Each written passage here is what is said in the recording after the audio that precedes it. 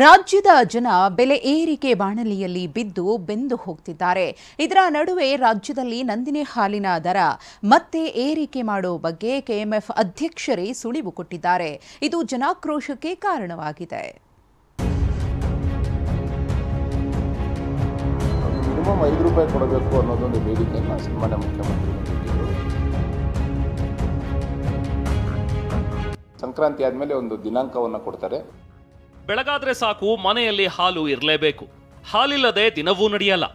ಇದೀಗ ಗ್ರಾಹಕರಿಗೆ ಹಾಲಿನ ಶಾಕ್ ಕೊಡಲು ಕೆಎಂಎಫ್ ರೆಡಿ ಆಗ್ತಿದೆ. ನಂದಿನಿ ಹಾಲಿನ ದರ ಮತ್ತೆ ₹5 ಹೆಚ್ಚಳ. ಸಂಕ್ರಾಂತಿಗೆ ಬೆಲೆ ಏರಿಕೆ ಸುಳಿವು ನೀಡಿದ ಕೆಎಂಎಫ್.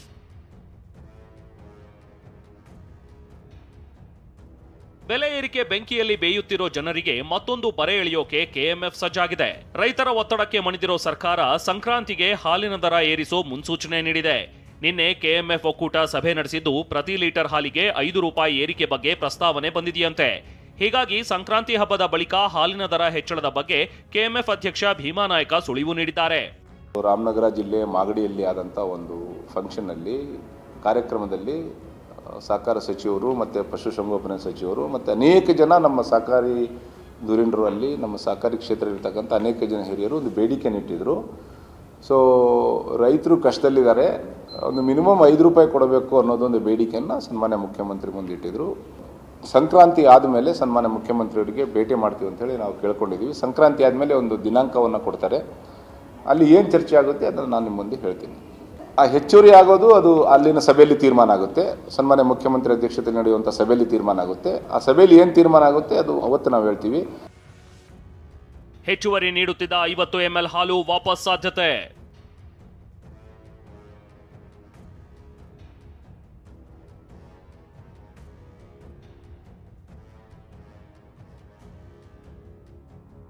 ಇನ್ನೊಂದು ವಿಷಯ ಏನಂದ್ರೆ, ಈಗಾಗಲೇ ಸರ್ಕಾರ 1 ಲೀಟರ್ ಹಾಲಿನ ಪ್ಯಾಕೆಟ್ನಲ್ಲಿ 50 ml ಹಾಲನ್ನ ಹೆಚ್ಚುವರಿಯಾಗಿ ನೀಡ್ತಾ ಇದ್ದೀವಿ ಅಂತ ₹2 ಹೆಚ್ಚಿಸಿತ್ತು.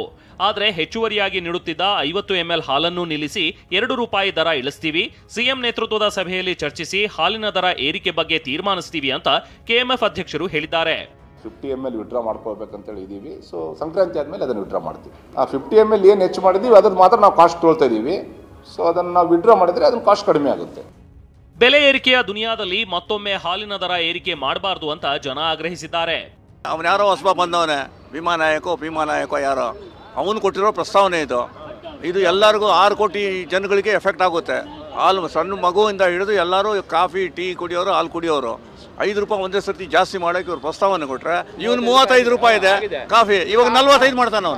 ಅವನು ಯಾರೋ ಚೇರ್ಮನ್ ಇದಾರಲ್ಲ, ಅವ್ನಿಗೆ ಮನೆ ಕಳ್ಸಕ್ಕೆ ಹೇಳಿ ಇರೋದು ನಡೀತಾ ಇರಲಿ.